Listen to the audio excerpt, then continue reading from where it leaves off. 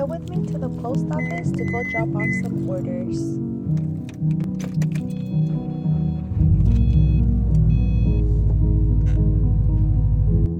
It's so beautiful outside.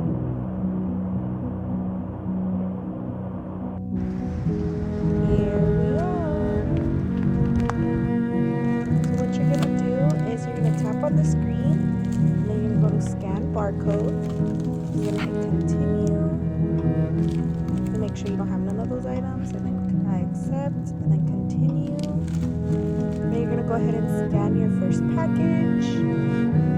Just put the barcode and then scan. This is so the customer knows that your package made it to the post office. And then continue.